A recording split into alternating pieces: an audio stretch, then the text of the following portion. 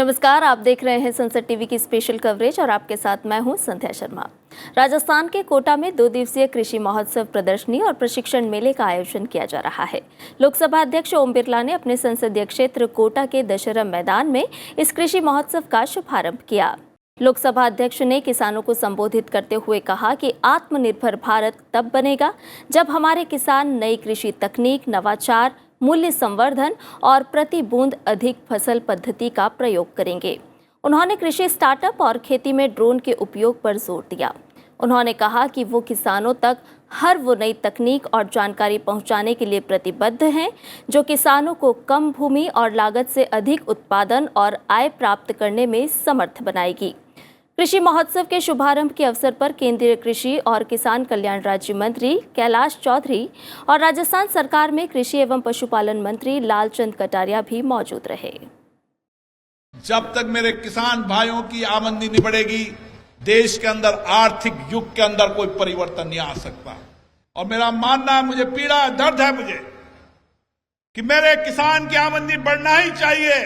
जो कुछ भी आपने मुझे जिम्मेदारी दी है, दिल्ली की संसद में बैठकर इन माननीय मंत्रियों को बुला कर यही कहता हूं कि मेरे किसान की आमदनी कैसे बढ़ सकती है, कैसा नया एग्रीकल्चर के अंदर अच्छे बीज आए, कम पेस्टिसाइड उपे, जैविक खादी के रूप में क्या हो सकता है। इन सब से चर्चा करने के बाद जो परिणाम निकलता है, उसके लिए किसान मेला लगाते हैं। लोकसभा अध्यक्ष ओम बिरला ने प्रदर्शनी का उद्घाटन करने के बाद स्टॉल पर जाकर उत्पादों की जानकारी भी ली। उन्होंने किसानों से कृषि क्षेत्र में इस्तेमाल की जा रही नई तकनीक और नवाचारों को सीखने का भी आग्रह किया।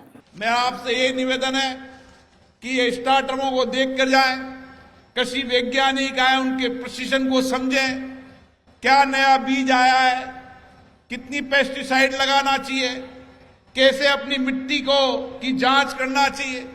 ये सारे काम हमें सीख कर जाना है। हर किसान हर नई चीज का अपने प्राकृतिक रूप से, जो उसने परंपरागत रूप से खेती की है, उस परंपरागत खेती और आधुनिक खेती को मिलाकर नए आविष्कार करने का काम करे और उदाहरण पेश करें। दुनिया के लोग, देश के लोग हाड़ौती के खेतों को देखने आए, ये सपना मैं देखना चाहता हूं। उपराष्ट्रपति जगदीप धनखड़ और लोकसभा अध्यक्ष ओम बिरला ने उत्तर प्रदेश के लोगों को राज्य स्थापना दिवस की बधाई दी और शुभकामनाएं भी दी। उपराष्ट्रपति ने ट्वीट किया कि उत्तर प्रदेश के गौरवशाली इतिहास और समृद्ध आध्यात्मिक विरासत ने राज्य को भारत के जीवंत मानचित्र पर गौरवपूर्ण स्थान दिया है। साथ ही उत्तर प्रदेश के मेहनती लोगों का देश के विकास में भी बड़ा योगदान है। उपराष्ट्रपति ने राज्य के निरंतर समृद्धि और प्रगति पथ पर नई ऊंचाइयां छूने की कामना की है।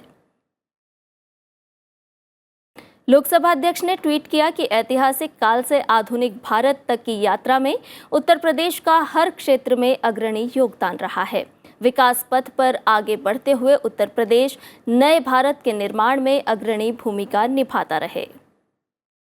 लोकसभा अध्यक्ष ओम बिरला ने राष्ट्रीय बालिका दिवस के शुभ अवसर पर भारत की सभी बेटियों के उज्जवल भविष्य की कामना की है।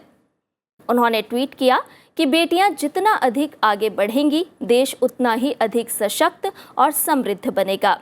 इस अवसर पर उन्होंने बालिका शिक्षा, सशक्तिकरण और उनके अधिकारों की रक्षा के संकल्प को दोहराने की अपील भी की।